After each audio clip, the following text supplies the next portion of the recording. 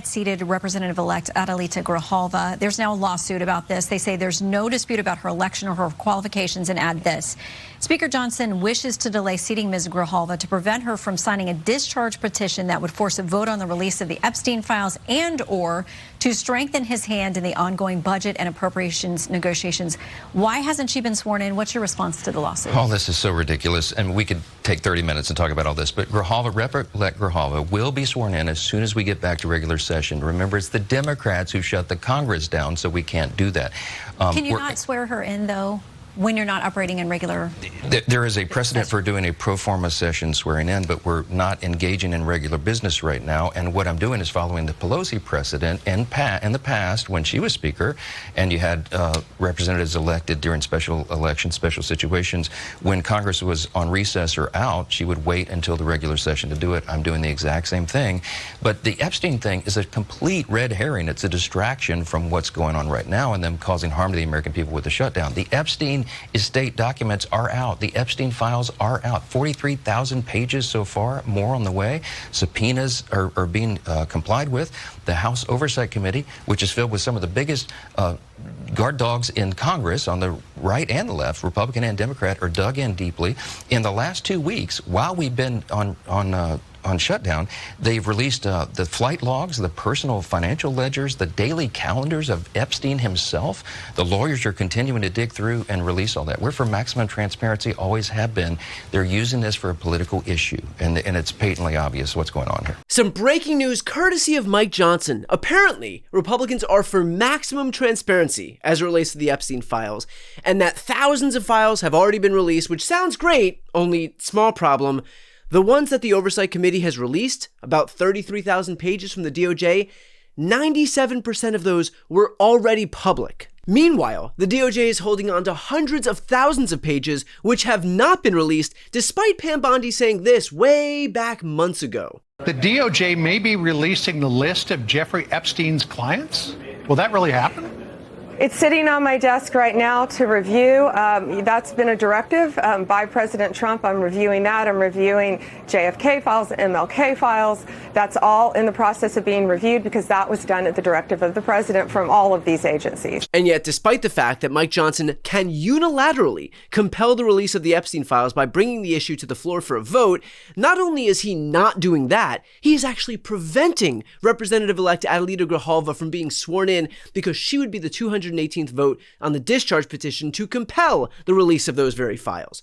In other words, the irony should not be lost on any of us that the guy who is grandstanding about maximum transparency is quite literally the one person standing in the way of any transparency. Mike Johnson also invokes the Pelosi precedent, but what he won't tell you is that then Speaker Pelosi waited 25 days to swear in a lawmaker because that lawmaker asked Pelosi to be sworn in on a specific date. In this scenario, Grijalva has been pleading with Mike Johnson to swear her in and posting videos like this.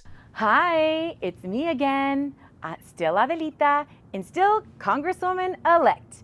I have not been sworn in. It's been 36 days since our election, and we have surpassed waiting the longest of anyone in recent history. And so if you're sick of me coming on and saying I'm still not yet sworn in, guess what? I'm sick of it too. I want to be sworn in, working for Arizona, and being at the table when these important discussions are being made. And so I want to thank you all for your support, continuing to follow this journey, and as soon as I have an update, I'll let you know. So yeah, not exactly the Pelosi precedent, is it?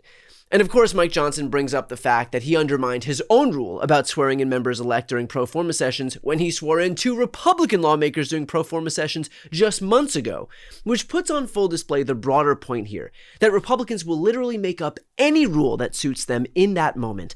Remember when Merrick Garland was nominated by Barack Obama and Mitch McConnell decided by fiat that the new standard became you cannot give a hearing to a Supreme Court nominee when the Senate is a different party than the president during an election year? completely made up out of whole cloth. But they needed to put forward some excuse, any excuse, to serve as some tenuous basis to refuse to vote on Obama's nominee.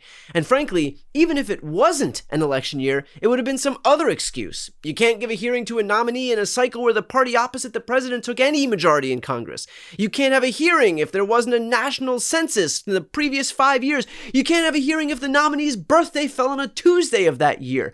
It doesn't matter what the excuse is, or how nonsensical it is, or how untethered to reality it is. The point is that they will latch onto any excuse to prevent democracy from working if it's not working in their favor. And look, my thinking all along is that this is a short-sighted strategy for Mike Johnson because at some point, he's going to have to swear in Adelita Grijalva, and that all he's doing right now is buying himself one day at a time. But I spoke about the prospect of Mike Johnson indefinitely preventing Grijalva from being sworn in with Congressman Dan Goldman. Here's what he had to say. Look, he can't keep Representative-elect Grijalva out of the House forever. At some point, he's going to have to swear her in. Maybe he's thinking like, oh, try me, challenge accepted. But the reality is, at some point, she's going to have to come in. She will sign this discharge petition. It will be in a situation where it should then come to the floor for a vote. But even then, if Mike Johnson is willing to keep her out of the House for as long as he has, almost 3 weeks, when usually these representative-elects are sworn in within 24 hours, then who knows what he'll do when the rules, the norms stipulate that a discharge petition has to come to the floor. Let me give you an example. When Trump implements tariffs under some of the statutes, it is required to come before Congress in order to be essentially ratified. Congress gets a say to endorse the tariffs and the rationale for the tariffs. And it requires, I think there are 15 session days before it is ripe to come to the floor. Mike Johnson literally put in one of the rules that Republicans generally have to pass in order to bring a bill to the floor for a simple majority vote. He literally put in the rules that the clock on that particular bill introduced by House Foreign Affairs Committee ranking member Greg Meeks would stop.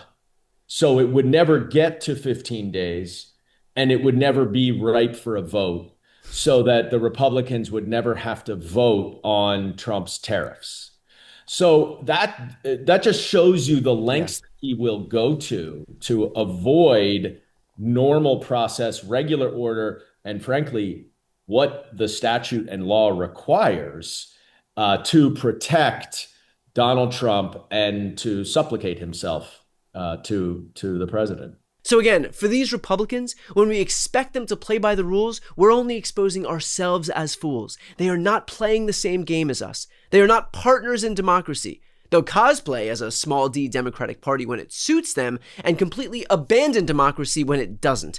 Here, it doesn't. And frankly, when the left yells, well, that's not fair, those aren't the rules, all we do is expose our own naivety, because they have told us every which way, 1,000 times over, that they do not care about the rules. Again, we're playing different games, and the only thing worse than what the GOP is doing is Democrats' inability to recognize it.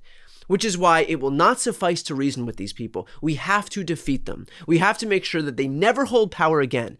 This is no way to govern. You wouldn't get on the soccer field where one team is at full strength and the other team has bricks tied to their ankles, would you? That's what's happening here. Democrats will never win against a Republican Party for whom rules don't exist. And now, those same Republicans are in the process of entrenching their majorities forever. So I'm asking everybody watching to find your circles of people and make them your responsibility. Find 5, 6, 7, 8, 9, 10 people. Make sure they know the stakes of midterms.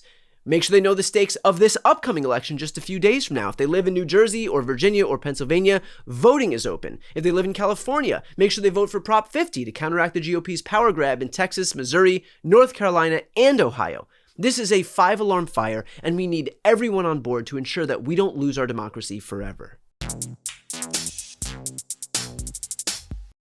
Before you go, if you enjoyed this content and you want to see more and support independent media, please subscribe to this channel. The subscribe button will be right here on the screen. But second, the reality is that we are now in a political environment where this administration can lean on any of the social media platforms to suppress certain voices if they don't like critical coverage. That means my longevity here is in the hands of a few tech billionaires who are already making it clear that they are willing to cater to this administration. To that end, signing up for my newsletter is a way for me to reach you directly if that ever becomes necessary. I'll put the link right here on the screen as well, so please sign up. It's free, but there's also an option to do a paid subscription if you'd like to support me and my team. I really appreciate it. Thanks so much for watching.